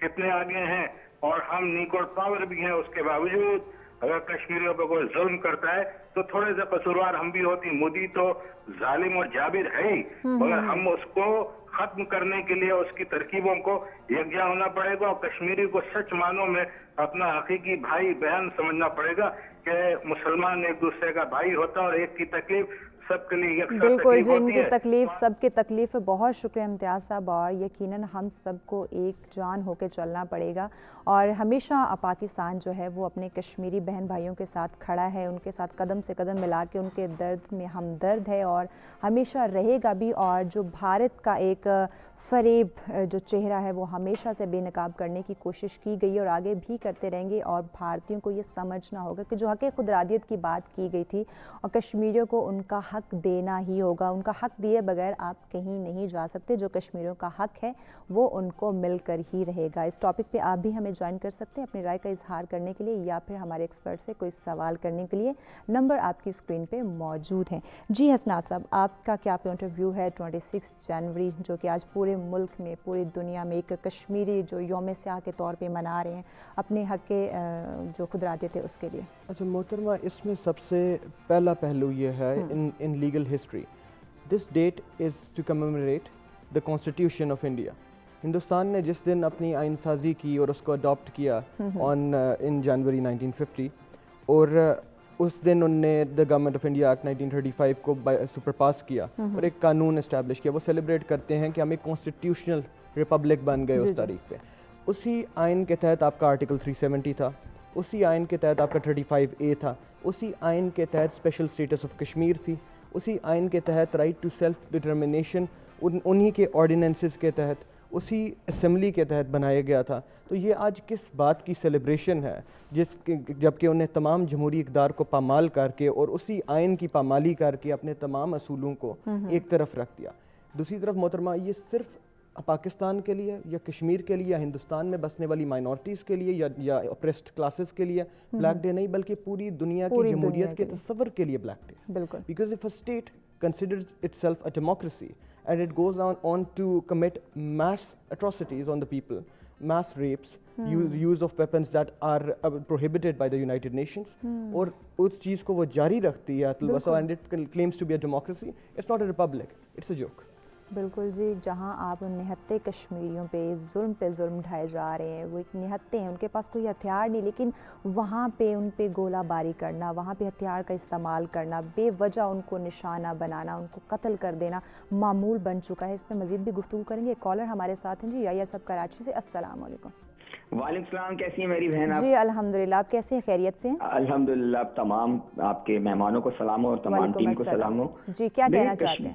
میں یہ کہنا چاہوں گا, دیکھیں میں تھوڑا شروع میں یہ کہوں گا کہ پہلے تو ہمیں اللہ پاک کا احسان اور شکر ادا کرنا چاہیے کہ ہم پاکستان میں رہتے ہیں. بالکل, جو لوگ دو قومی کے نظریے کے خلاف تھے, آج یہ بات ثابت ہو چکی ہے کہ ہم ان سے کہیں بہتر ہے. آج کشمیر تو کشمیر ہے نا, لیکن بھارت کے اندر جو مسلمانوں کے ساتھ سلوک ہو رہا ہے, جو ظلم و زیادتی ہو رہی ہے, اور اس کو دیکھ کے دل کانپ جاتا ہے. اور کشمیر کی رہی بات, تو کشمیر کے ساتھ تو انہوں نے جو انتہا کی ہے وہ کی ہے, لیکن مسئلہ یہ ہے کہ میرا نظریہ تھوڑا ڈیفرنٹ ہے. میں کہہ رہا ہوں کہ مودی جو ہے نا, مودی کو میں ضرور آپ برا بھلا کہیں, لیکن مودی وہ بندہ ہے جو انڈیا کے ٹکڑے ٹکڑے کروا دے گا. آپ یہ یاد رکھیے گا, مسلمانوں کی وہاں تحریک اٹھ رہی ہے, اٹھے گی, یعنی وہاں بھی ایک اندر ایک کشمیر تو انشاءاللہ بنے گا پاکستان, لیکن وہاں بھی لوگ جو ہے نا مسلمان اتنے فرسٹریٹڈ ہیں کہ وہ خود ایک پاکستان اور مزید بنانے کے چکر میں وہاں ہیں. لیکن میرا, کیونکہ میں ذرا سیریس گفتگو کرنا چاہ رہا ہوں, بات یہ کہ دیکھیں ہم اقوام متحدہ سے درخواست کرتے ہیں, کشمیروں کے وزٹ کرانے کے لیے ہماری فوج جب دیکھی گئی تو اقوام متحدہ کی گاڑیوں پہ انہوں نے گولیاں چلائی, لیکن وہ پھر بھی خاموش رہے. اس طرح یہ قراردادیں وراداتیں ہم کرتے رہتے ہیں. دیکھیں یہ جو لوگ ہم جن کے ہم دعائی کر رہے ہیں جن کے سامنے, وہ تو خود انڈیا کے ساتھ ملے ہوئے ہیں. یہ اچھی طرح لوگوں کو اندازہ ہے, وہ خود اس دہشت گردی میں شامل حال ہے, ان کے سپورٹ کر رہے ہیں, ان کو اسلحہ دے رہے ہیں, سب کچھ دے رہے ہیں. جبکہ ہمارے یہاں کچھ بھی تھوڑا ہو جائے تو ہمیں ٹیررسٹ ڈکلیئر کر دیتے ہیں. سوال یہ ہے کہ جب اتنے بڑے فورم پہ ہماری سنوائی نہیں ہوئی, کیا ہمارے مسلمانوں کے پاس اتنی بڑی طاقت, اتنی بڑی دولت, اتنا سب کچھ ہونے کے بعد ہمارے عرب ملک کے پاس اتنی جو سونے بانٹ رہے ہیں, تو کیا وہ کشمیروں کے لیے کیوں نہیں کھڑے ہو سکتے؟ کیوں ہم اپنی ایک لابی نہیں بنا سکتے؟ آج تک ہم کیوں ناکام ہیں؟ میرا سوال تو یہ ہے. تھینک یو سو مچ. بہت شکریہ یحییٰ صاحب. زمان صاحب, ان کے جو سوال ہے اس کا جواب میں آپ سے لینا چاہوں گی. ایسی لابی کیوں نہیں بنا سکے؟ کیا اس میں ہماری بھی کوئی غلطی ہے؟ کیا ہم کہیں لاپرواہ ہو جاتے ہیں جو مودی, جو بھارت کی جانب سے اتنے مظالم سامنے آ جاتے ہیں؟ بالکل بصد احترام میں ان کی جو انہوں نے بات ساری کی اس سے اختلاف کروں گا. کشمیریوں کی سنوائی ہو رہی ہے اور اس کا ثبوت جو آپ کو نظر آ رہا ہے اس وقت, جو کشمیر کے اوپر ایکٹیویزم نظر آ رہی ہے, اور جو ابھی ہم بھی اس کو ڈسکس کر رہے ہیں, ایک تو کشمیریوں کے ریزیلینس ہے کہ انہوں نے اپنا جو ان کا مقدمہ تھا اس کو اپنے خون سے انہوں کو سینچا اور اس کو مدم نہیں ہونے دیا. اس کے ساتھ ساتھ یہ یونائٹڈ نیشن کی ریزولیشنز ہی ہیں جس کی وجہ سے کشمیر آج تک زندہ ہے. اور جو لوگ یہ کہتے ہیں کہ ان قراردادوں سے کچھ نہیں ہوتا, اگر آپ ماڈرن ورلڈ کی بات کرتے ہیں تو اگر جنگ بھی ہو جاتے اس کے بعد بھی آپ کو ٹیبل پہ ہی آنا پڑتا ہے. تو ابھی جو یونائٹڈ نیشن کی جو پچھلی 2018 اور 2019 کی جو رپورٹس آئی ہیں جس کے اندر انہوں نے بالکل واضح طریقے سے یہ کہا ہے کہ انڈیا کے اندر ہی is involved in the mass killing of the innocent Kashmiris, mass rapes کے اوپر جو ہے نا وہ وہاں کیس کے اندر انوالو ہے. تو اقوام عالم پہ کشمیر پہ بات بھی ہو رہی ہے. ابھی آپ دیکھیں پچھلے ہی ہفتے جو برٹش پارلیمنٹ ہے اس کے اندر کشمیر پہ ڈیبیٹ ہوئی ہے. اس کے ساتھ ساتھ ابھی EU کی جب ان کے بائیلیٹرل میٹنگ تھی مودی اور یورپی یونین کی, تو اس کے اندر جو مین ایجنڈا تھا انہوں نے بھی اپنے کنسرن شو کیے regarding the situation of minorities, اور کشمیر کی جو سچویشن ہے اس کے اوپر دنیا خاموش نہیں ہے, دنیا کشمیر کے اوپر بات کر رہی ہے. اگر آپ انٹرنیشنل میڈیا کو دیکھ لیں, ابھی جو 20 دسمبر کو کچھ جو کشمیری طلباء تھے ان کی کلنگ ہوئی, اس کے بعد پراپر الجزیرہ کے اوپر TRT کے اوپر, اس کے واشنگٹن پوسٹ کے اوپر اس کے پورے رپورٹس آ رہی ہیں. دنیا خاموش نہیں ہے. جو جہاں تک ہماری ناکامی کی بات ہے, ہم ناکامی اس وجہ سے نہیں کہہ سکتے کہ جو آزادی کی تحریکیں ہوتی ہیں وہ ایک دن میں یا 5 سال میں یا 10 سال کے اندر نہیں آتا ہے. آزادی کی تحریکیں وقت مانگتی ہیں, جبکہ کشمیر کے اس مسئلے پہ بات ہمیشہ ہوتی رہی ہے اور ہوتی رہے گی بھی جب تک یہ ظلم و جبر ختم نہیں ہو جاتا. اپنے مہمانوں سے گفتگو کے سلسلے کو آگے بڑھائیں گے, لیکن وقت تو ایک بریک کا ہمارے ساتھ رہے گا.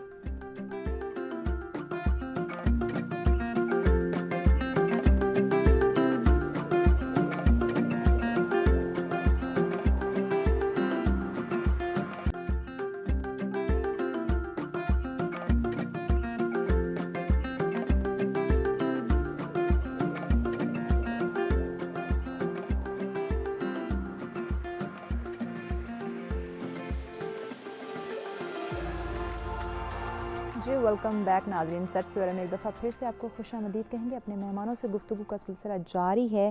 26 جنوری جو کہ بھارت کا یوم جمہوریہ ہے, لیکن کشمیر اس کو یوم سیاہ کے طور پہ مناتے ہیں, یعنی کہ کشمیری اپنے حق افادیت کے لیے آج بھی حق خودارادیت کے حوالے سے آج بھی آواز بلند کیے ہوئے ہیں کہ کب ان کو ان کا حق دیا جائے گا, کب اس ظلم سے یہ جو مظلوموں کے اوپر ظلم ڈھائے جا رہے ہیں ان کو چھٹکارا ملے گا, آخر کب ان کو آزادی دی جائے گی, کب بھارت کا یہ چہرہ بے نقاب ہوگا, کب وہ اپنے یہ ظلم ڈھانا بند کریں گے. اس پہ مزید بھی اپنے مہمانوں سے گفتگو کے سلسلے کو آگے بڑھائیں گے, لیکن 26 جنوری بھارت کا یوم جمہوریہ اور مظلوم کشمیریوں کے حق خودارادیت کے اوپر ہماری ٹیم نے ایک رپورٹ تیار کی ہے. آئیے چل کے پہلے وہ دیکھتے ہیں.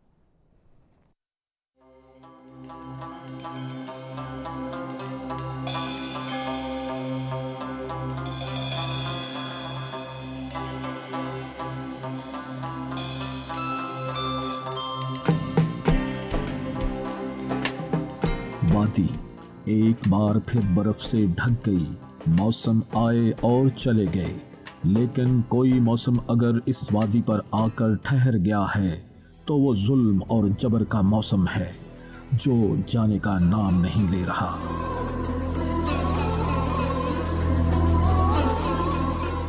مقبوضہ کشمیر جس کی خوبصورتی کی مثال جنت سے دی جاتی ہے, محسوس ہوتا ہے کہ وہاں رہنے والوں کو ارد گرد پھیلی خوبصورتی کا احساس بھی نہیں رہا, کیونکہ ان کی زندگی خوف اور دہشت کے سایوں میں گزر رہی ہے, اور جوان بیٹے اور بھائی گھروں سے اٹھا کر نامعلوم مقامات پر منتقل کر دیے جاتے ہیں.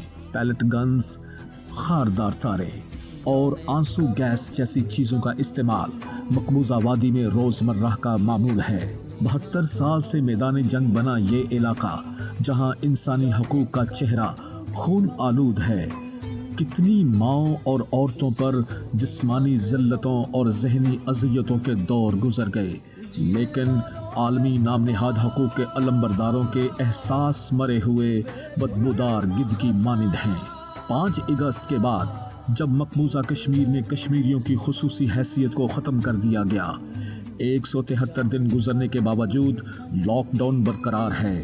دنیا کی سب سے بڑی جمہوریت کے دعوے دار بھارت نے جموں کشمیر کو فوجی چھاونی میں بدل دیا ہے. بے گناہ اور نہتے کشمیریوں کے قتل پر مقبوضہ وادی میں آہو بقا کا سلسلہ ختم نہیں ہو رہا.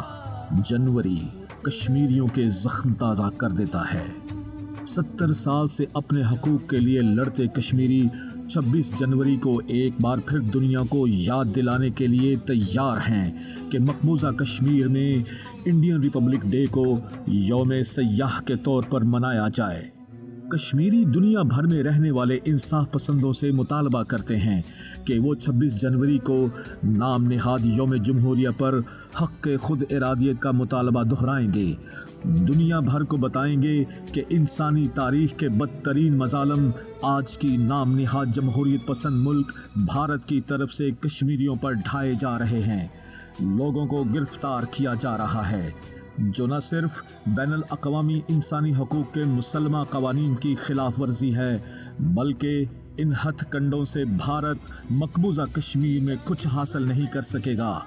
मकबूजा वादी में अमन का वाहिद हल कश्मीरी अवाम को हक़ खुद इरादियत देने में है। इसके अलावा भारत के पास कोई दूसरा रास्ता आए और चले गए, लेकिन ख़त्म नहीं हुआ तो कश्मीरियों पे जुल्म ख़त्म। भारत की जानिब से जो मज़लूमों पे जुल्म किया जा रहा है वो ख़त्म नहीं हुआ, तो यकीनन हमें इस पे आवाज़ बुलंद हम करते रहेंगे, करते आए हैं और आगे भी करेंगे। और भारत को कश्मीरियों को हक़ खुदरादियत देने के अलावा उनके पास कोई और रास्ता नहीं बचेगा। इस टॉपिक पे आप भी हमें ज्वाइन कर सकते हैं अपनी राय का इजहार करने के लिए या फिर कोई सवाल करने के लिए। हमारे एक्सपर्ट से नंबर आपकी स्क्रीन पे मौजूद हैं। जी हसनात साहब, आपकी तरफ बढ़ेंगे। जैसे आपने हमारी रिपोर्ट में भी मुलाहिज़ा फरमाया, कश्मीर को एक जन्नत कहा जाता है, जन्नत की वादी का नाम दिया जाता है, लेकिन वहाँ पे भारत की जानिब से ये जो मज़लूमों के ऊपर जुल्म और जबर आज तक जारी है, ये आखिर कब ख़त्म होगा? मोहतरमा, करंटली जब आप कश्मीर के कॉन्फ्लिक्ट को देखते हैं 74 years have passed और सूरत हाल ऐसी है कि when after the abrogation of 370 and 35A in a period of 30 days, जैसे pellet guns का जिक्र था आपकी रिपोर्ट में भी, 1.3 million pellets had been fired in a period of 30 days. Imagine 1.3 million pellets. Over thousands of people lost their vision. ये दुनिया की पहली mass blinding थी. Hundreds of women were raped. This is only a period of 90 days जिसकी बात हो रही है। यहाँ पे हम कोनान पोशपुरा की बात नहीं कर रहे जहाँ पे एक रात में वो कहीं सैकड़ों mass rapes करते हैं। यहाँ पे हम उन वाक़यात की बात नहीं कर रहे कि जो isolated events Human Rights Watch के अंडर हैं। ये वो है जो 30 दिन के तसलसल में मुस्तकिल एक वादी में होता रहा है। हमने रिसेंटली, पूरी दुनिया ने रिसेंटली लॉकडाउन का मतलब देखा है कोविड की वजह से। The Kashmiri people have been in the world's longest lockdown. आपने उसके इकोनॉमिक असरात देखे, उसके साइकोलॉजिकल असरात देखे। इस वक्त पूरी दुनिया के माहिरीन कहते हैं कि दुनिया एक नए रुख पे होगी कोविड के बाद। उस अजियत का अंदाज़ा लगाइए कि पूरी दुनिया जब फंक्शनैलिटी में थी तो एक साल वो कश्मीरी, एक साल से ज़्यादा वक्त वो Kashmiri, they were completely locked down, their businesses were closed, they could not interact, their education was closed. So at the current moment, it's not only a human rights violation, it's a violation of the Geneva Convention. It's a violation of everything that is held sacred by the United Nations. It's a violation of every charter that India has signed itself. तो ये जो कश्मीरियों की जद्दोजहद है, it's pertaining to their right to self-determination, जैसे आपने पहले बताया। और ये जो RTSD है, ये वो RTSD है जो कश्मीरियों को international कॉन्वेनेंट on civil and political rights देता है, इंटरनेशनल कॉन्वेनेंट ऑन ह्यूमन राइट्स देता है, international कॉन्वेनेंट on social and cultural and economic rights देता है। ये वो हक है जो यूनाइटेड नेशंस के चार्टर के पहले हिस्से में है, यहाँ तक कि वो अफ्रीकन ह्यूमन राइट्स चार्टर में भी है। It's the most substantive hard law of international law. तो वो एक ऐसा हक है जो आज नहीं तो कल उससे इनकार नहीं किया जा सकता। बिल्कुल ऐसे ही है, एक ऐसा हक है आज नहीं तो कल भारत को वो देना ही होगा, इससे वो इनकार यकीनन नहीं कर सकते। ज़मान साहब, आपकी तरफ बढ़ते हैं। भारत जो कि एक नाम नयाद जमहूरी मुल्क है, लेकिन वो कश्मीरियों पे जुल्म ढाए जा रहे हैं, तो क्या भारत को ये चीज़ ज़ेब देती है कि वो ये आज का दिन 26 जनवरी को यौम जमहूरिया के तौर पर मनाए?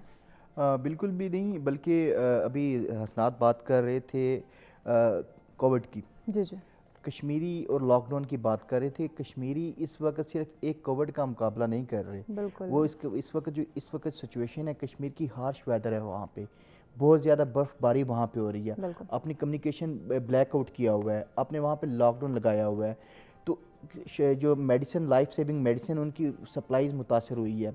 तो कश्मीरी इस वक्त 2 से 3 लॉकडाउन्स का सामना कर रहे हैं, मगर उसके बावजूद انہوں نے جو ان کی لائف سٹوریز ہیں, انہوں نے جو ان کے اوپر جو ظلم و ستم ہوا ہے, جو ان کی ایٹراسٹیز ہیں, وہ دنیا کے سامنے لے کے آ رہے ہیں. بالکل. اس میں جو سب سے اس لاک ڈاؤن کے اندر جو کشمیریوں کے ریلیجنس نظر آتی ہے, وہ آپ اس دیکھتے تھے کہ انہوں نے جب کوئی واقعہ وہاں پہ ہوا, کمیونیکیشن بلیک آؤٹ تھا, وہاں پہ وہ تصویریں نہیں بھیج سکتے تھے, فوٹیج نہیں بھیج سکتے, تو اپنی وہ فوٹیج کو بھیجنے کے لیے انہوں نے میلوں سفر کیا. کشمیر سے نکلے, انڈیا کے دوسرے شہروں میں گئے اور جا کے وہاں پہ اپنی سٹوریز کو انٹرنیشنل جو ادارے ہیں ان تک وہ پہنچایا. تو اس سب کے باوجود اگر انڈیا کلیم کرتا ہے کہ وہ ایک ریپبلک ہے, تو وہ خود کو خود فریبی کے اندر تو مبتلا ہو سکتا ہے. اپنے لوگوں کو تو وہ جھوٹ کے ساتھ, جیسے انہوں نے ایک جھوٹی سرجیکل سٹرائک کی بات کی, اور اس طرح دوسرے جو اپنا گرین ریولیوشن کی بات کی, اور اب ان کا جو گرین ریولیوشن ہے اس کے لیے اس کے اپنی جو آدھی سے زیادہ جو ان کی اپنا عوام ہے وہ سڑکوں کے اوپر ہے, وہ دلی کے اندر مارچ کر رہے ہیں. تو مودی جو ایک ایکسٹریمسٹ مائنڈ سیٹ کا بندہ ہے, وہ خود فریبی کر سکتا ہے, دنیا اس کے اندر نہیں آنے والی, اور دنیا کے ہر فورم کے اوپر اس کے خلاف آوازیں اٹھ رہی ہیں.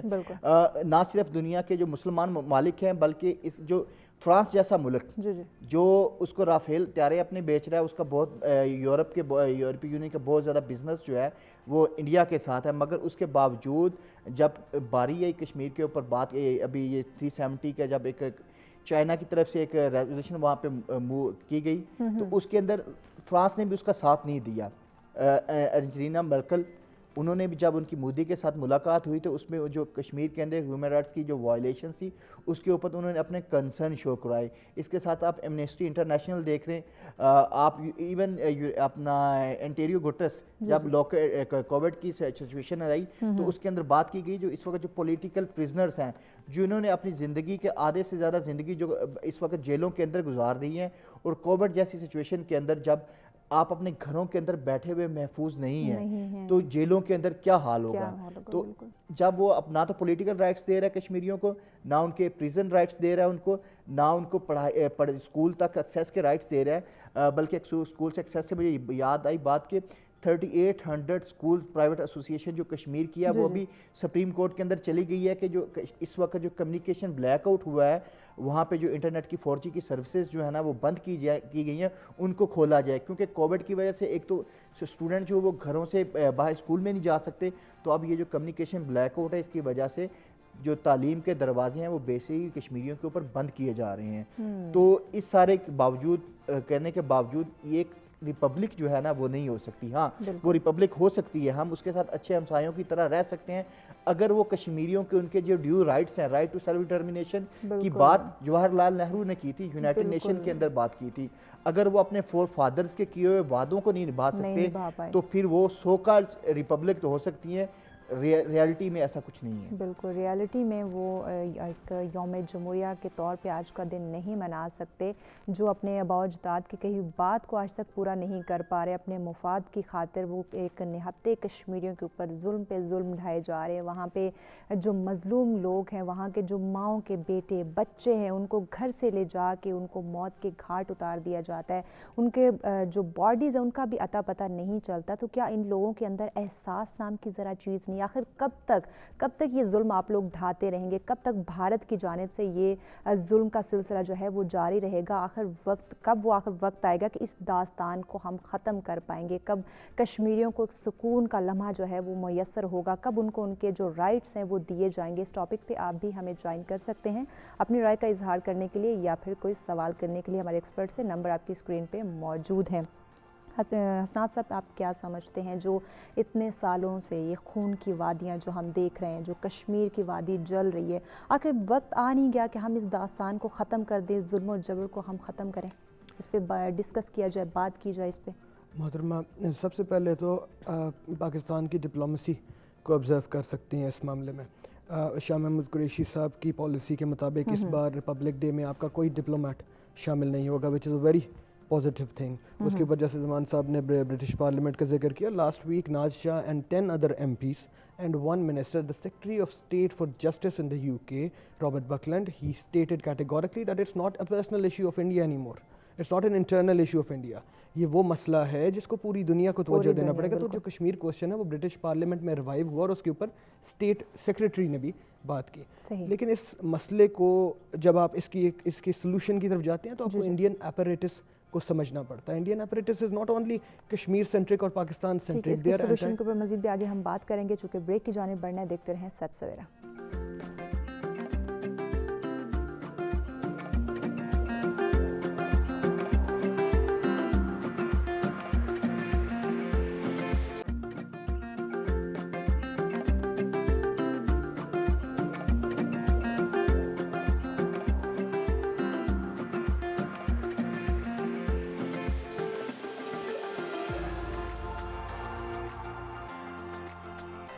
جی ویلکم بیک ناظرین. سچ سویرے میں ایک دفعہ پھر سے آپ کو خوش آمدید کہیں گے. اور بریک پہ جانے سے پہلے اپنے مہمانوں سے جس موضوع پہ گفتگو کا سلسلہ جاری تھا 26 جنوری یعنی کہ بھارت کا یوم جمہوریہ اور کشمیر کی جانب سے ان کے حق خودارادیت کے حق میں آواز اٹھانا یوم سیاہ کے طور پہ آج کا دن جو ہے وہ منایا جا رہا ہے. اور جنوری کا جو مہینہ ہے 26 جنوری کی بات کی جائے تو کشمیریوں کے زخموں کو تازہ کر دیا جاتا ہے اور کشمیری اپنے حق کے لیے آواز اٹھاتے ہیں کہ خودارادیت کی یاد دہانی کرواتے ہیں کہ ان کو ان کا حق دلایا جائے. اور بھارت کے پاس حق خودارادیت دینے کے علاوہ اور کوئی راستہ بھی نہیں بچے گا. اور آج کا دن جو پوری دنیا میں پورے ملک پاکستان میں اور کشمیریوں کے ساتھ یوم سیاہ کے طور پہ جو منایا جا رہا ہے اس کا مقصد بھی یہی ہے کہ بھارت کے چہرے کو بے نقاب کیا جائے اور جو کشمیریوں کے اوپر ظلم پہ ظلم ڈھائے جا رہے اس کے خلاف آواز اٹھائی جائے کہ یہ ان ظلموں کو ختم کیا جائے, ان ظلموں کو, اس مظالم کو بند کیا جائے. مظلومے کے اوپر ظلم ڈھانا بند کرو. اس پہ آپ بھی ہمیں جوائن کر سکتے ہیں اپنی رائے کا اظہار کرنے کے لیے یا پھر کوئی سوال کرنے کے لیے. ہمارے ایکسپرٹ سے نمبر آپ کی اسکرین پہ موجود ہے. جی اسٹار صاحب آپ اپنی بات کنٹینیو کیجیے. جیسے ہم پہلے بات کر رہے تھے کہ اس کانفلکٹ کو سمجھنے کے لیے آپ کو انڈین اسٹیٹ ایپریٹس کو سمجھنا پڑے گا اور ہمارے صاحب فہم یا صاحب تاثیر افراد جو پاکستان میں ہیں ان کو اس اپروچ کو سمجھنا پڑے گا کہ ہندوستان بنیادی طور پہ مسلمان دشمن مائنورٹی دشمن قوتوں پہ مبنی ہے. It's based on an idea of Hindutva. آپ 69 سے 89 تک کے صرف رائٹس دیکھ لیں میرٹھ کے, آپ گجرات کے, بھیوندی کے, and all these regions in the 1992 Bombay report, BBC reported that it was an inside job. It was planned from 1990.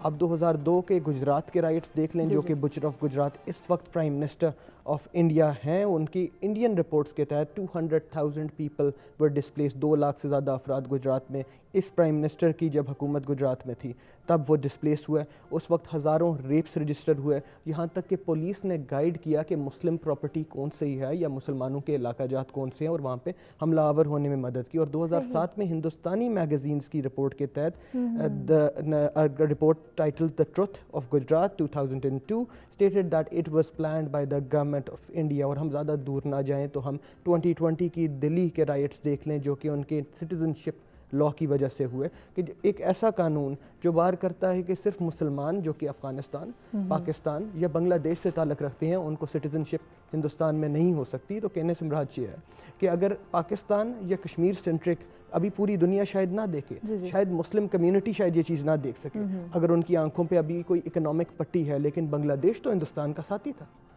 Afghanistan تو ان کا اسٹریٹجک ایلائی ہے, وہ پاکستان کے اندر جو ایکٹیویٹیز ان کے ساتھ کر رہے ہیں وہ تو سب کو پتہ ہے. تو افغانی مسلمان اور بنگلہ دیشی مسلمان چلے ہم تو ہیں ہی دشمن, ان کو بھی پھر 2014 سے پہلے اگر وہ آیا ہے تو اس کو نیچرلائز, اس کے بعد نیچرلائز نہیں کریں گے. یو کی not be a part of the Indian state if you are a Muslim and if you are from their allied countries also.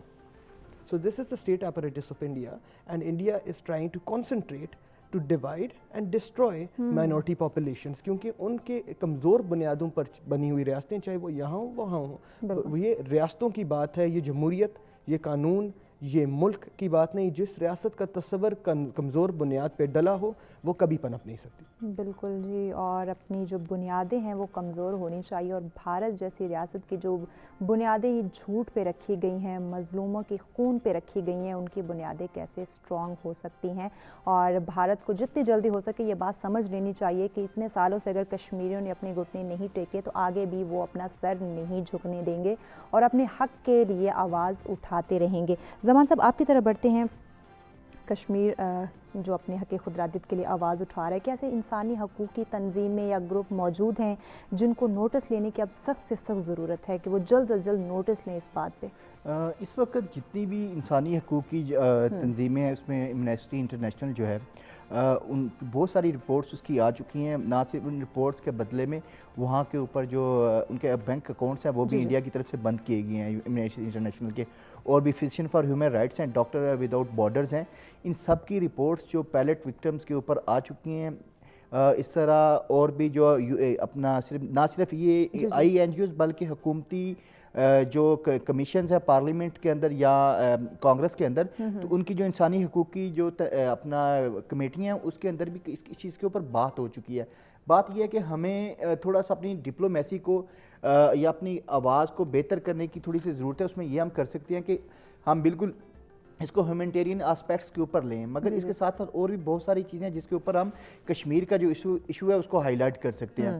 ہم اس کے جو کلچرل آسپیکٹس ہیں، کس طرح اس کنفلکٹ کی وجہ سے کشمیر کا جو کلچر ہے وہ متاثر ہو سکتا ہے، تو ہم یونیسکو کے ساتھ یونیسکو کے فورم پہ بات کر سکتے ہیں کہ کس طرح جو کشمیر کی تاریخی عمارتیں ہیں، ڈل لیک ہے، وہ اس کنفلکٹ کی وجہ سے، اس ٹیررزم کی وجہ سے وہ خراب ہو رہی ہے. اس کے ساتھ کلائمیٹ چینج، اس وقت جو کلائمیٹ چینج کا جو گلوبل وارمنگ کا جو انڈیکس ہے اس کے اوپر انڈیا جو 10ویں نمبر پہ ہے. تو ہم یہ بھی بات کر سکتے ہیں کہ یہ جو اس وقت کشمیر جو دنیا کی سب سے بڑی عسکری لحاظ سے وہاں پہ فوج وہاں جمع ہے، 10 لاکھ سے زیادہ وہاں پہ فوج جمع ہے. تو اس جو اسلحہ ہے، اس جو پیلٹ وہاں پہ جو بارود وہاں پہ ہو رہا ہے، اس سے کلائمیٹ پہ کیا اثر ہے؟ اگر کلائمیٹ چینج آ رہا ہے تو اس کا اثر صرف بھارت پہ نہیں ہوگا، اس کے ساتھ میانمار ہے، بنگلہ دیش ہے، مالدیپ ہے، پاکستان ہے. تو وہاں پہ اگر گلوبلائزیشن ہو رہی ہے تو اس کی جو گلیشیئرز ہیں وہ پگھل کے سارے جو میس فلڈنگ ہے وہ پورے ریجن کے اندر اس کا اثر ہوگا.